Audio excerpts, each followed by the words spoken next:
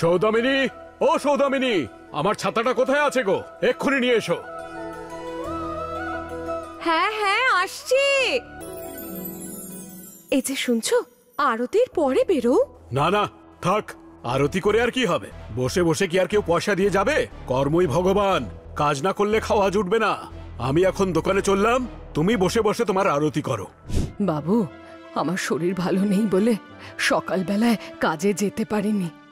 বাড়িতে খাবারও কিছু নেই। আমায় যদি দয়া করে 5 সের চাল দেন, শরীর ভালো হলে কাজ করে আমি সব শোধ করে দেব। না না, আর কোনো কথা বলার দরকার নেই। যদি মুদ্রা থাকে তো নে, না হলে এখান থেকে চলে যা। বাবু, সামনে দোল, গায়েতে মেলা হবে, তার জন্য সামান্য চাঁদা দিয়ে সাহায্য করুন। মেলা আবার কি কারণে করছো? ঠাকুর দেবতা তো মন্দিরে থাকে, তাকে বের করে পুরো গায়ে ঘোরানোর কি দরকার? এসবই পয়সার অপচয়। আমি কিন্তু এর জন্য কোনো পয়সা দেব না। অনেক হয়ে গেল তোমার এই পূজা পাঠ। আজ থেকে আমি এই ঘরে তালা লাগিয়ে দেব। বেরো এখান থেকে, বেরো বললাম না, বেরো এক্ষুনি।